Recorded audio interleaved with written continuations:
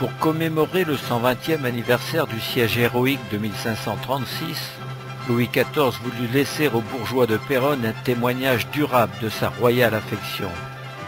En 1656, il ordonna de faire frapper à l'Hôtel des Monnaies de Paris une médaille destinée à rappeler à notre ville un glorieux passé qui devait servir d'exemple pour l'avenir.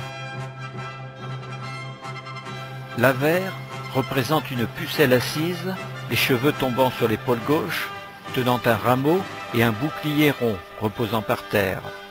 À ses pieds, sur une seule ligne, se trouvent 3 P couronnés, et au-dessous, la date de 1656. En légende, la devise Urbs Necia Vinci. Au revers, un cavalier casqué, tenant de sa main droite un bâton de commandement, porte au dos un carquois rempli de flèches et un arc attaché à la ceinture. En légende, ad utrumque paratus. Le cavalier au pas est précédé et suivi par d'autres au galop. La date de 1656 y est encore inscrite. Sous les aspects d'un cavalier grec donnant des ordres, et par la légende ad utrumque paratus, préparé à faire face des deux côtés, Louis XIV nous rappelle que c'est lui et lui seul qui prend les décisions.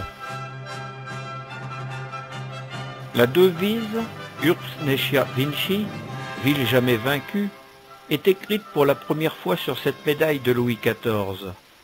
Les 3 P couronnés signifient Perona perpetuo puella, Péronne toujours vierge. Autre façon de dire jamais prise. La légende ad utrumque paratus ainsi que la devise Urbs Necia Vinci furent empruntées par les archépistoliers canonniers arquebusiers de Péronne en 1681 pour orner leur tenue bleue, blanche et rouge.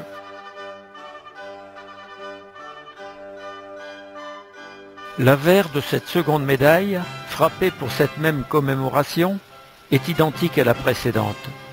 Son revers portant en légende ut dirigat offer, il emporte pour diriger, représente un arbre feuillu dont les branches basses tombent par terre.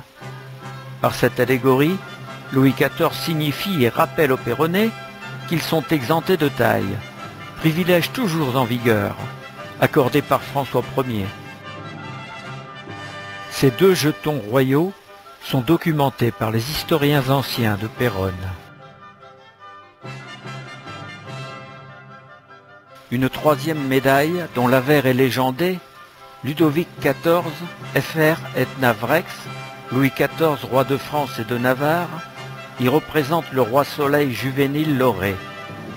Le revers, déjà décrit sur la médaille 1, portant la date de 1656, le roi n'a alors que 18 ans, semble nous indiquer que ce jeton royal est bien destiné aux Péronnais. L'avers de cette 4e, daté de 1656, déjà décrit sur les médailles 1 et 2, confirme son attribution à Péronne. Son revers, portant la devise Per damna resurgit, s'élevait par les dommages, aussi daté de 1656, représentant un arbre élagué rebourgeonnant, symbolisant la résilience, n'est pas connu des historiens péronnais. De même, l'avers de cette 5e représentée en 1 et 2, toujours daté de 1656, est dédié à Péronne. Son revers est identique à la précédente. Per damna resurgit, s'élever par les dommages, ne serait-ce pas un hommage du roi Soleil à Péronne, qui s'est relevé de ses ruines, après le siège héroïque de 1536. Médailles authentiques de 1656, méconnues des historiens péronnais, refrappes postérieures, non officielles, confectionnées en désappareillant sans vergogne des coins de pile et de face d'époque, je ne saurais prendre parti. Pourtant, ces jetons royaux sont bien présents dans le monde marchand de la numismatique.